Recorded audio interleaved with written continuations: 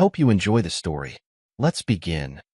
Clay Mercer stood at his mailbox, sifting through the usual stack of bills and advertisements. The afternoon sun beat down on his neck as he flipped through envelope after envelope. Bill, flyer, credit card offer. Then his fingers froze on cream-colored cardstock with elegant script. He knew what it was before he even read the names. Inside his modest ranch-style home, Clay tossed the rest of the mail onto the kitchen counter and stared at the sealed envelope. His callous thumb traced the edge before he tore it open with a quick, efficient motion. The wedding invitation slid out, glossy, inexpensive. Marissa Langley and Nolan felt to request the honor of your presence. Clay's jaw tightened. 2 years since she'd walked out, and now this delivered right to his door like a slap in the face. The phone rang, cutting through the silence. Clay recognized his sister's number. "Did you get it?" Fallon asked without preamble. "Just now," he replied, his voice level despite the storm brewing inside. "Throw it in the trash where it belongs," Fallon said, her protective edge sharp even through the phone. "She doesn't deserve your time, Clay. Not after everything." Clay said nothing, studying the embossed lettering on the invitation. The paper probably cost more than what he'd spend on food for a week. "Clay, you still there?" "Yeah." "Tell me you're not thinking of going," Fallon pressed, the disbelief evident in her voice. "Because that would be—" "I haven't decided." Clay cut her off, though they both knew he was considering it. Later that evening, Clay sat on his back porch with Derek, both nursing beers as the summer twilight settled around them. The invitation lay on the table between them. "So," Derek said after taking a long pull from his bottle, "you gonna go?" Clay shrugged, eyes fixed on the horizon. "Don't know yet." Derek leaned forward, his auto shop logo faded on his worn t-shirt. "Man, go. Let them see you standing tall." He grinned, a glint of mischief in his eyes. "Show up looking good, shake a few hands, drink their expensive booze." "It's not about revenge," Clay muttered. "Didn't say it was." Derek set his beer down with a soft clink. "But you deserve to show them that you survived. That you're still here, still you." He pointed at Clay's chest. "Still solid." Clay picked up the invitation, studying it one more time before tucking it into his shirt pocket. He wouldn't make a scene, wouldn't cause trouble, but maybe, just maybe, he needed to see it with his own eyes. The final chapter. The last nail. "I'll think about it," he said, but they both knew he'd already decided. That night, sleep evaded Clay. He lay in bed staring at the ceiling, memories crowding, and despite his efforts to push them away 0.5 years ago, he'd been promoted to supervisor at Pacific Northwest Shipping. Clay had come home with a bottle of wine, nothing fancy, but the best he could afford, and told Marissa the news over dinner. "That's great, honey." Her smile hadn't quite reached her eyes. "How much more does it pay?" Clay had explained the modest salary increase, emphasizing the benefits and potential for growth. Marissa had nodded, twirling pasta around her fork. "That dental office on Westlake is hiring assistants. Dr. Peterson's wife says they pay really well, and the hours are better than the clinic I'm at now. You should apply." Clay had encouraged, genuinely wanting her to find work she enjoyed that she'd gotten the job. Then came the suggestions. They should look at houses in the North End. They should upgrade their 10-year-old sedan. They should take a real vacation, not just long weekends at the coast. Clay took on overtime shifts. Weekends. Holidays. The shipping warehouse never slept, and Clay rarely turned down extra hours. Their savings grew, but never fast enough for Marissa's taste. Now, staring at the darkened bedroom ceiling, Clay remembered the night things began to fracture beyond repair. The Thompsons just booked a cruise to Alaska, Marissa had said over takeout Chinese. They'd been too tired to cook. 15 days along the inside passage. Her eyes had sparkled with yearning. Can you imagine? Glaciers, whales, those little seaside towns. "We could start planning for next summer," Clay had offered, knowing their budget was already stretched thin with a new car payment. Next summer, Marissa had repeated, disappointment evident. Always next summer or next year. "I'm doing the best I can," Clay had said quietly. "I know." Her response had come too quickly, too automatically. "But sometimes I wonder if your best is enough." A week later, she mentioned Nolan Felt for the first time. Regional sales manager. new to the area, handling the account for her dental office. He's taking the staff to that new steakhouse downtown to celebrate their sales numbers, she'd said, not quite meeting Clay's eyes. It might run late. It had run late. Very late. Then there were other late nights. Work events. Networking opportunities. Clay had watched his marriage dissolve one late night at a time. When Marissa finally left, she'd stood in their living room with a suitcase, looking somehow both guilty and defiant. "I need more than this, Clay," she'd said, gesturing vaguely at their modest home. "I'm suffocating in all this sameness." "It's called stability," he'd replied, not begging, not fighting, just stating a fact. "Nolan understands what I want out of life. Nolan doesn't know what commitment means." She'd flinched at that, but lifted her chin. "At least he's willing to reach for something better. You've always been satisfied with adequate." That had stung more than her leaving. The implication that his hard work, his steady reliability, his commitment to building something secure was somehow a character flaw. Clay rolled over in bed, punching his pillow into a more comfortable shape. Tomorrow he'd tell his boss he needed the day off for the wedding. He'd buy himself a new shirt, maybe a tie-dye he'd go and watch. Nothing more. The event hall gleamed with strands of fairy lights and floral arrangements that probably cost more than Clay's monthly mortgage payment. He arrived exactly 12 minutes after the ceremony's scheduled start, slipping into the back row as Marissa was beginning her walk down the aisle.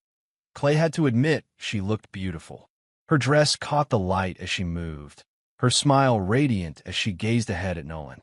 For a brief moment, Clay felt a twinge in his chest, not jealousy or regret, but acknowledgement. Acknowledgement that what they'd had was gone, replaced by this carefully orchestrated spectacle. The ceremony itself was mercifully brief. Clay sat perfectly still, his face neutral as he watched his ex-wife pledge herself to another man. When the officiant asked if anyone objected, Clay noticed several guests glancing nervously in his direction. He kept his expression impassive as the newly married couple processed back down the aisle. Marissa's eyes met Clay's. For an instant, her confident smile faltered. Clay gave her the slightest nod, a simple acknowledgement of her gaze. Nothing more. The reception was held in an adjoining room, transformed with more lights, flowers, and elegantly set tables. Clay found his assigned seat at the very back of the room, of course, and settled in. "Didn't think you'd actually come." Derek's voice came from behind him. His friend clapped him on the shoulder as he sat down. "You okay?" "Fine," Clay said, and meant it. "Food better be good, though." Derek chuckled. "Open bar, at least." "Saw your sister prowling around by the entrance." "She'll find us eventually," Clay replied, "when she's done cataloging all the ways this wedding offends her." Sure enough, Fallon appeared minutes later, sliding into the empty chair beside Clay. She wore a simple navy dress, her hair pulled back in a no-nonsense style that contrasted with the elaborate updos around them. "This is ridiculous," she muttered, eyeing the champagne fountain. "Who needs this much everything?" She turned to Clay, studying his face. "You hanging in there?" "I'm fine, Fal." Clay sipped his water. "Just watching the show." "Well, I'm watching him," Fallon replied, her narrowed gaze fixed on Nolan, who was working the room with practiced charm. "Mr. Perfect is spending a lot of time chatting up the blonde in the corner." Clay followed her gaze. Nolan was indeed leaning close to a woman in a gold dress, his hand casually touching her elbow as they laughed about something. Marissa was across the room, surrounded by chattering bridesmaids. "Not our problem anymore," Clay said simply. The meal was served, speeches were made. Clay ate quietly, observing rather than participating. He noted how Nolan seemed constantly in motion, circulating, laughing too loudly, checking his phone when he thought no one was looking. He saw how Marissa's eyes followed her new husband, a hint of uncertainty in her expression when she thought herself unobserved. When the dancing started, Clay stayed seated. Fallon disappeared to the bar, returning with 3 whiskeys. "Medicinal purposes," she declared, setting them down. Clay raised an eyebrow. "We driving tonight?" "I'm not," Derek said, raising his glass. "And neither is Fallon. We figured you might need backup, so we got rooms at the hotel next door." Clay felt a rush of gratitude for his friend and sister. Appreciate it, but I'm not planning on falling apart. Of course not, Derek replied easily. But a man shouldn't have to drive home from his ex-wife's wedding alone. That's just common sense. As the night progressed, Clay watched Marissa and Nolan move through their wedding reception like actors on a stage. Perfect smiles, perfect poses for photographs, perfect newlyweds. But he also saw the cracks beneath the surface. The way Nolan's attention wandered whenever Marissa was engaged elsewhere. The overly familiar way he touched the waist of a bridesmaid while Marissa was speaking to her parents. The slight tension in Marissa's shoulders when she rejoined him after he'd disappeared for 15 minutes. Time for toasts, Derek muttered as the DJ called for everyone's attention. Nolan took the microphone, smoothing his tie. His voice carried clearly through the room as he thanked everyone for coming and praised his beautiful bride. Then his gaze drifted toward the back of the room, finding Clay. Some of you may know Marissa was previously married, Nolan said, a smirk playing at the corners of his mouth. I'm just lucky I could rescue her from a life that was, well, stuck. A ripple of uncomfortable laughter moved through the crowd. Clay felt Fallon stiffen beside him. What a clown, she muttered. Derek put a firm hand on Clay's shoulder. Breathe, he said quietly. Clay kept his expression neutral, not giving Nolan the satisfaction of a reaction. He'd known something like this might happen, had prepared himself for it. What he hadn't prepared for was the young woman approaching the center of the room, her server's uniform marking her as event staff. She removed her cap, revealing a face that somehow looked familiar to Clay, though he couldn't place why. The young woman cleared her throat. I'm Harper, she announced, her voice trembling slightly. I'm Nolan's daughter. The room fell silent. Every head turned, first to the young woman, then to Nolan, whose confident smile had vanished. Clay leaned forward, suddenly very interested in what would happen next. The laughter that followed Nolan's toast curdled in the air as guests processed what they'd just heard. Clay felt dozens of eyes flick toward him, measuring his reaction to the public taunt. His jaw tightened, but he kept his expression neutral. What a disgusting thing to say, Fallon whispered, her body tense as though ready to spring across the room. Especially at his own wedding. Clay said nothing. He'd spent 2 years working alongside shipment crews, controlling docks filled with tired, frustrated men. He'd learned that losing your temper meant losing control, and Clay never lost control. That Derek's hand remained firm on Clay's shoulder. Breathe, he repeated. I'm fine, Clay muttered, and he was. The dig had landed exactly as he'd expected, Nolan establishing dominance, marking territory, puffing himself up at Clay's expense. Marissa stood beside her new husband, her smile faltering slightly at his words. For just a moment, her eyes found Clay's across the room, something like apology flashing across her face before she looked away. The DJ quickly took the microphone, announcing the next speech, Marissa's maid of honor, a college friend Clay vaguely remembered. But before she could begin, movement near the back of the room caught everyone's attention that a young server stepped forward, removing her cap. I'm Harper, the young woman announced, her voice wavering but determined. I'm Nolan's daughter. The silence that followed was absolute. Clay watched as Nolan's face drained of color, his confident posture evaporating. I wasn't invited to this wedding, Harper continued, gaining strength with each word. But then, Dad hasn't invited me to much of anything since I was 7. Marissa's hand flew to her mouth. She turned to Nolan, confusion written across her face. Harper, this isn't the place, Nolan said, attempting to regain his composure. We can talk privately. No, we can't, Harper interrupted. Because every time I try to talk to you privately, you have an excuse, or you're busy, or you send me to voicemail. Clay watched, fascinated. The girl couldn't be more than 19, but she stood her ground with a quiet dignity that impressed him. I wouldn't be here at all, Harper continued, except I heard you were getting married, and I thought your new wife deserved to know what she's getting into. She reached into her pocket and pulled out her phone. I've been keeping track of Dad's business trips for the past year, the ones that never quite matched up with his company's calendar. Nolan stepped forward. That's enough. No, it isn't, Harper replied firmly. Not when you've been seeing women in Portland, Seattle, and Vancouver while dating Marissa.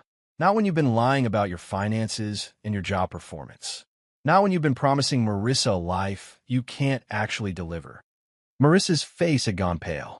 She stood frozen beside the head table, one hand gripping the back of a chair for support. Harper held up her phone. I have dates, photos, messages. I have proof of everything I'm saying. She looked directly at Marissa. I'm sorry to do this at your wedding, but I wish someone had told my mom before she married him.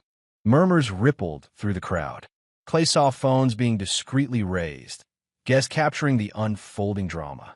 This is absurd, Nolan said loudly, attempting to reclaim control of the situation. Harper has had issues. She's making this up. May 12th, Harper cut in. You told Marissa you were at a sales conference in Portland.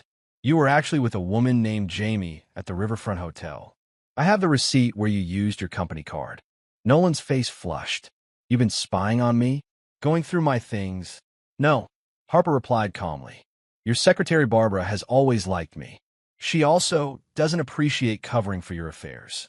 The room erupted in whispers. Clay remained silent, watching as Nolan's perfect day crumbled around him. The man who had taken such pleasure in publicly mocking him minutes ago now stood exposed, his carefully constructed image shattering. Harper wasn't finished. September 23rd. You told Marissa you were meeting clients in Seattle. You were with a woman named Vanessa. I have the hotel receipt and text messages. That's enough, Nolan shouted, but Harper stood her ground. And there's the money, she continued. The commission checks you've been inflating when you talk about them. The second mortgage on your condo that Marissa doesn't know about. The credit card debt. Marissa finally found her voice. What's she talking about, Nolan? She's lying, Nolan insisted, but his voice lacked conviction. She's trying to ruin our day. I'm trying to save you, Harper said quietly to Marissa.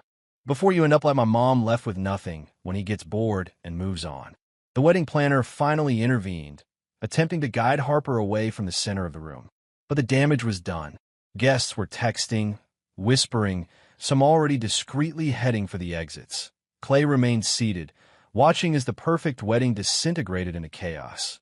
Fallon leaned toward Clay, her eyes wide. Did you know about this? The daughter? Clay shook his head slightly. Didn't have to, he replied, his voice cold. Men like him always blow themselves up.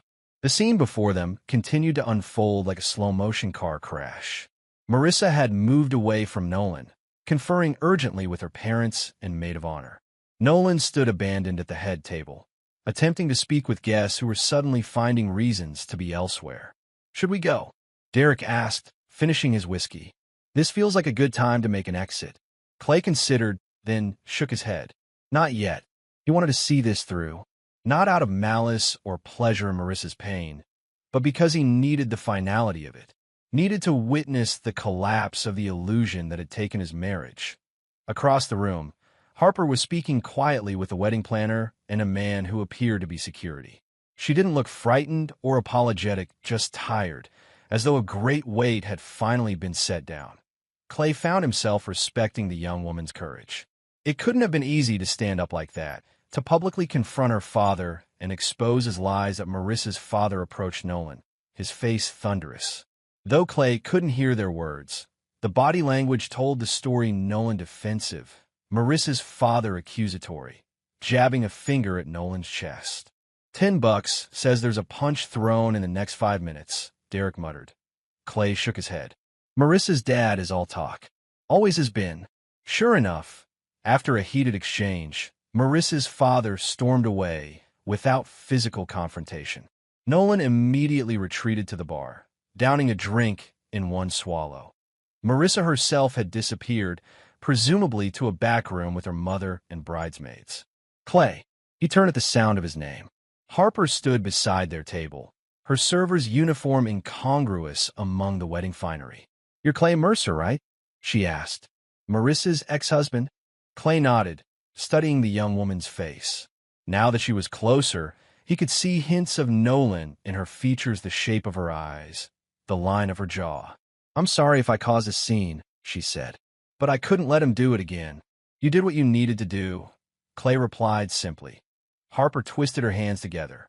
I should go. They'll probably fire me, but it was worth it. Wait, Fallon said, pulling out a chair. Sit for a minute. You look like you could use a break. Harper hesitated, then sat down, exhaustion evident in the slump of her shoulders. How did you end up working this wedding? Derek asked, sliding his untouched water glass toward her. I work for the catering company, Harper explained, taking a grateful sip. I didn't know it was Dad's wedding until I showed up for the shift. When I saw him, I don't know, something broke inside me. All those years of watching him walk away, listening to his excuses. She shook her head. I couldn't stand by and watch him do it to someone else. Clay nodded, understanding perfectly. Sometimes you reached a breaking point where silence was no longer an option. What will you do now? He asked. Harper shrugged. Go back to school. Keep working. I'm studying nursing at the community college. Clay noticed how Fallon straightened at this information. Her professional interest peaked. Pacific Western? Fallon asked. I'm a nurse at Tacoma General. They have a good program there. Harper nodded. That's the one. It's tough balancing work and classes, but I'm making it work. Clay glanced around the room. The wedding reception was effectively over, though some guests remained, clustered in groups, talking animatedly. The three-tiered wedding cake stood untouched, the tiny figurines of bride and groom a mockery of the evening's events. You should go, Clay told Harper gently, before this gets more complicated. She nodded, rising from the chair. Thank you. For not judging me, I guess. Nothing to judge, Clay replied honestly. You told the truth. After Harper left, Clay, Fallon, and Derek sat in silence, watching the remnants of the celebration disintegrate around them. You okay? Fallon asked eventually. Clay considered the question. Was he okay? He'd watched his ex-wife's wedding implode in the most spectacular fashion possible. He'd seen the man she'd left him for exposed as a fraud and a cheat. Yeah, he said finally. I'm good. And he was. There was no joy in Marissa's pain, but there was a certain peace in the confirmation that he hadn't been the problem. That the more she'd been seeking had turned out to be nothing but smoke and mirrors. Let's go, he said, standing. Nothing more to see here. As they walked toward the exit, Clay caught a glimpse of Marissa through a partially open door still in her wedding dress. Mascara streaked down her face, surrounded by concerned friends. Their eyes met briefly across the distance. Clay didn't nod, didn't smile, didn't acknowledge her pain or her tears. He simply turned and walked out into the cool night air, leaving the broken celebration behind. The weeks following the wedding disaster unfolded exactly as Clay had predicted. Though he made no effort to follow the drama, information found its way to him through shared acquaintances and Tacoma's surprisingly efficient gossip network. Monday morning at the shipping warehouse, Clay reviewed manifests at his desk when Tim from accounting stopped by, coffee in hand. Heard you were at the Langley Phelps wedding, Tim said, leaning against the doorframe. Sounds like it was eventful. Clay continued checking numbers. Wouldn't know. Left early. Well, you didn't miss much after just the father of the bride asking for refund from the venue. Tim sipped his coffee. My wife's cousin works there. Said the groom was escorted out before they even cut the cake. Clay made a non-committal sound, neither encouraging nor discouraging the conversation. Guess the daughter had receipts, Tim continued. Literally. Hotel receipts, dinner tabs, flowers sent to other women. All while he was with Marissa. Clay initialed the bottom of the manifest and moved to the next one. Not my business. Tim got the hint and retreated, but he wasn't the last to bring news over the following days. Clay deflected each conversation with minimal responses, neither showing interest nor shutting people down completely. Let them talk. It didn't change his work or his life. 3 weeks after the wedding, Clay was restocking his refrigerator when his phone buzzed with a text. He almost dropped the carton of milk when he saw Marissa's name on the screen, a name he hadn't deleted but hadn't seen in nearly 2 years that I didn't know. I'm so sorry. 7 words that carried the weight of a collapsed future, a humiliating wedding day, and what Clay imagined were long nights of recrimination and regret. He stared at the message for a full minute, milk warming in his hand. Then he deleted it without replying, put away his groceries, and went for a run. The following evening, Fallon stopped by with takeout and updates she knew Clay wouldn't seek out himself. Heard through the hospital grapevine that Nolan's been placed on administrative leave, she said, unpacking containers of Thai food on Clay's kitchen counter. Turns out those inflated sales numbers weren't just talk. He's been falsifying reports to boost his commissions. Clay grabbed plates from the cabinet, not surprised. And Fallon continued, clearly enjoying her role as information courier. Marissa moved back in with her parents. Temporarily, she says, but who knows? Clay divided rice onto the plates, his movements efficient and precise. The universe balances eventually, he said simply. They ate on the back porch, the summer evening warm around them. Clay listened as Fallon detailed what she knew: how Nolan's company was auditing all his accounts, how his previous affairs had surfaced like corpses in a flood, how Marissa had discovered credit cards she knew nothing about.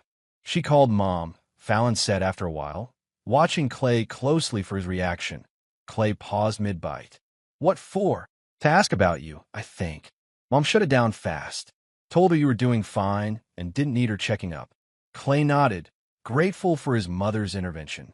The last thing he wanted was Marissa seeking him out, looking for forgiveness, comparison, confirmation that she'd made a mistake. She's got to handle her own mess, Clay said firmly. Not our problem. That's what Mom told her. Fallon poked at her pad thai. But you should know she might try to reach out. Clay thought about the deleted text message. Already did. I didn't respond.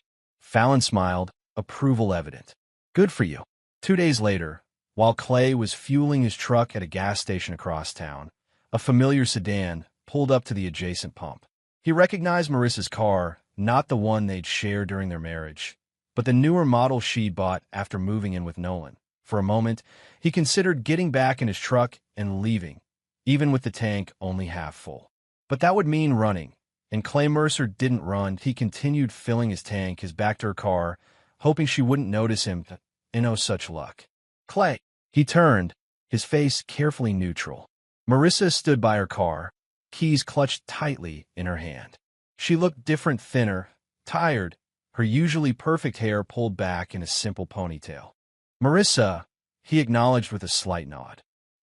She faltered, clearly not having planned what to say if she encountered him. I tried texting you. I saw. The gas pump clicked off, and Clay replaced the nozzle. Did you delete it? She took a step closer, then stopped when Clay's expression didn't change. Yes. The single word hung between them. Marissa's eyes dropped to the pavement. I understand, she said quietly. I just want to say I'm sorry. For everything. Especially what Nolan said at the wedding. Clay screwed his gas cap back on. Not your fault what another man says. But I should have stopped him. I should have. She trailed off, the multitude of things she should have done too numerous to list. Clay reached for his wallet to retrieve his receipt. It's done, Marissa. Over and handled. Are you?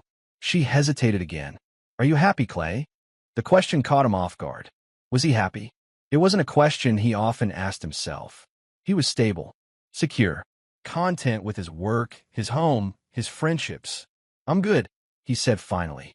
Build back what matters. Marissa nodded, a sad smile flitting across her face. I'm glad. You deserved better than what I did. Clay didn't confirm or deny this. Didn't offer absolution or further conversation. He simply folded his receipt, tucked it into his wallet, and said, Take care, Marissa. He walked back to his truck, climbed in, and drove away without looking back. In his rearview mirror, he could see her still standing by the pump, watching him go. That night, Clay deleted Marissa's contact information from his phone. Not out of anger or pain, but because it was simply no longer needed. A week later, Clay was reviewing staffing schedules in his office when his desk phone rang. Shipping, Mercer speaking. Mr. Mercer? This is Harper Phelps. Clay straightened in his chair, surprised. Harper, what can I do for you? I hope it's okay that I called your work, she said, sounding uncertain. Your sister gave me the number when I ran into her at the hospital cafeteria. I'm doing clinical rotations there. It's fine, Clay assured her. Everything okay? Yes. Well, mostly. Harper paused. I was wondering if you might have time to meet for coffee sometime. There's something I'd like to talk to you about. Clay hesitated. He'd thought about Harper occasionally since the wedding, impressed by her courage, but he had no desire to be pulled back into the drama surrounding Marissa and Nolan, as if sensing his reluctance. Harper quickly added, "It's not about all that. Not directly, anyway. It's just something I need to say in person." Clay checked his watch. "I'm off at 4 today. There's a diner across from Tacoma General. Can meet you there at 4:30 if that works." "That's perfect," Harper said, relief evident in her voice. "Thank you, Mr. Mercer." "Clay," he corrected automatically. "Clay," she repeated. "I'll see you at 4:30. The diner was half empty when Clay arrived, the afternoon lull between lunch and dinner rushes. Harper was already there, seated in a booth by the window, nursing a cup of coffee and looking through what appeared to be textbooks. She glanced up as Clay approached, offering a tentative smile. "Thanks for coming." Clay slid into the booth across from her. "No problem." A waitress materialized with menus and a coffee pot. Clay accepted a cup, ordered a slice of apple pie, and waited until they were alone again before speaking. "So," he said, "what did you want to talk about?" Harper closed her textbook, pushing it aside. "First, I wanted to thank you for how you treated me at the wedding. You were one of the only people who didn't look at me like I was either crazy or horrible for what I did." Clay shrugged. "You told the truth. Sometimes that's necessary. That's kind of why I wanted to talk to you," Harper continued. "After everything happened, I kept thinking about how calm you were. Like you knew it would all fall apart eventually. I had my suspicions about Nolan," Clay admitted, "even before he and Marissa got together. Men who talk that big usually have something to hide." Harper nodded, turning her coffee cup in slow circles. "I want to make sure you knew I didn't do it for you. I mean, not to help you get back at Marissa or anything like that. Never thought you did," Clay assured her. "Good." Her shoulders relaxed slightly. "Because I did it for me. And maybe a little bit for Marissa, even though I don't know her. She looked up, meeting Clay's gaze. "I've watched my dad hurt people my whole life. My mom, me, his girlfriends, and everyone just let him get away with it because he's charming and confident and acts like he has all the answers." Clay nodded, understanding completely. Some people build their lives on appearances. Works until it doesn't. Exactly. Harper took a sip of her coffee. "Anyway, after the wedding, I lost my job with the catering company, which I expected." "Sorry to hear that," Clay said, meaning it. Harper shrugged. "It's okay. It wasn't a great job anyway, but it's making it harder to pay for school, and with my clinical rotations, I don't have a lot of flexible time for work." Clay studied her for a moment. Harper wasn't asking for help directly, but he could read between the lines. "We hire part-time at the warehouse," he said. "Office work mostly. Filing, data entry, basic stuff. Hours can be flexible around school schedules." Hope flickered in Harper's eyes. "Really? That sounds perfect." "Can't promise anything," Clay cautioned. "But I can put in a word with HR. We're always shorthanded on the administrative side." "I would really appreciate that," Harper said earnestly. "I'm a hard worker, I promise." "I believe you," Clay replied, and he did. Anyone with the courage to stand up like she had at the wedding wouldn't shy away from hard work. Their conversation shifted to Harper's nursing program, her career goals, her life before Tacoma. Clay found himself impressed by her resilience, her clear-eyed view of her situation and her father's failings. As they finished their coffee, Harper pulled an envelope from her bag. "One more thing. I thought you should have these." Clay accepted the envelope but didn't open it. "What is it?" "Copies of some of the evidence about Nolan," Harper explained, "in case Marissa or anyone tries to paint you as the bad guy in all this. I know how my dad operates. He's probably already spinning some story about how you put me up to it or something." Clay set the envelope on the table between them. "Don't need these. Not interested in proving anything to anyone." Harper looked surprised. "But what if he tries to blame you?" "Let him," Clay replied simply. "People who know me know the truth. People who believe him weren't worth my time anyway." Harper considered this, then slowly nodded. "That's actually really impressive." Clay shrugged. "Just practical. Can't control what others think or say. Can only control myself." "I wish I could be that detached about it all," Harper admitted. "Comes with time," Clay told her, "and distance." As they prepared to leave, Clay reached into his wallet and pulled out his business card. "My direct line at work," he said, handing it to her. Call if you need a reference for that job application. Or anything else. Harper accepted the card carefully, as though it represented more than just contact information. Thank you, she said. For everything. Clay nodded, uncomfortable with her gratitude. You did the hard part yourself, standing up when it mattered. Harper smiled, a genuine smile that reminded Clay that despite everything she'd been through, she was still young, still finding her way in the world. If you don't mind me saying, she said as they walked out of the diner, Marissa made a huge mistake leaving you. My dad might talk big, but you're the one with actual substance. Clay didn't respond directly, but he felt a small warmth of appreciation for the young woman's perception. Let me know about that job application, he said instead. HR's always slow, so I'll need to nudge them. I will, Harper promised. And thanks for listening today. Clay watched her walk toward the hospital, textbooks clutched to her chest, her posture straight and determined despite everything. He found himself hoping she'd find her way, find the stability and security that neither of her parents seemed capable of providing. Then he got in his truck and headed home, the envelope of evidence left behind on the diner table, unneeded and unwanted. The following Saturday, Clay and Derek sat outside the auto shop, cold beers in hand as the sun began its descent toward the horizon. Derek had just finished working on Clay's truck, a simple oil change and inspection that had turned into an afternoon of companionable work and conversation. Heard from Marissa lately? Derek asked, wiping his hands on a shop rag. Clay shook his head. Saw her once at a gas station. Brief conversation. Nothing since. Probably for the best, Derek commented, taking a pull from his beer. Clay's phone rang. Fallon's name flashed on the screen. Hey, Fal, he answered, putting the call on speaker so Derek could hear. You're not going to believe this, Fallon said without preamble. Marissa filed for divorce. Clay and Derek exchanged glances. Already, Derek asked. Barely a month after the wedding, Fallon confirmed, her voice gleeful. And it gets better. Nolan's been formally terminated from his job. Something about falsified expense reports and improper client relationships. He's toxic in the industry, now no one will touch him. Clay took a slow sip of his beer, letting the information settle. How do you know all this? Harper told me, Fallon replied. She stops by the nurse's station, sometimes during her clinicals. Oh, and get this, she got the job at your warehouse.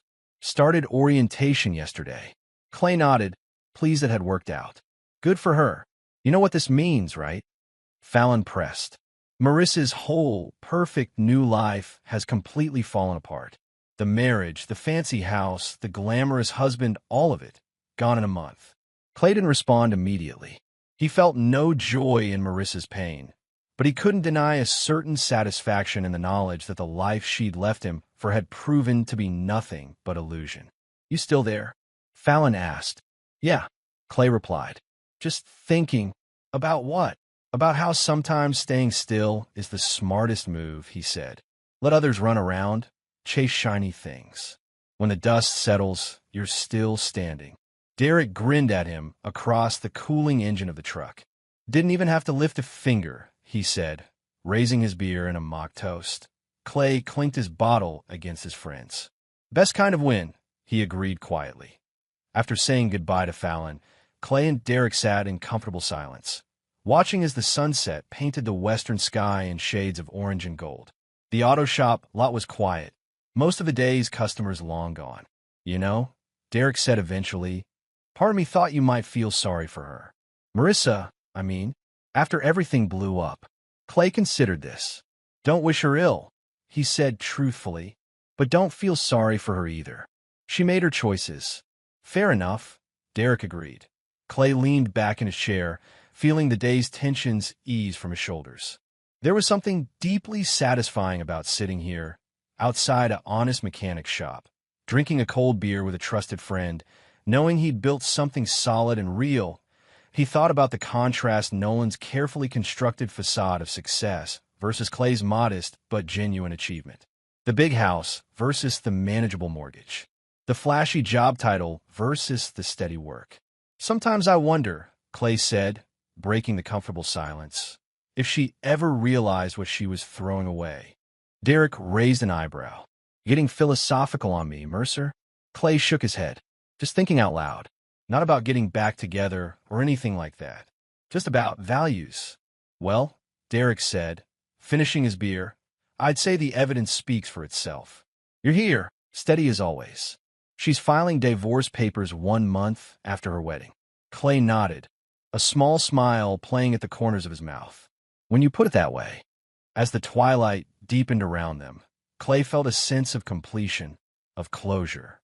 The chapter of his life that included Marissa was truly finished now. Not with dramatic confrontations or tearful reconciliations, but with the simple, undeniable reality of their diverging paths. He had stayed true to himself, to his values, to his understanding of what mattered in life.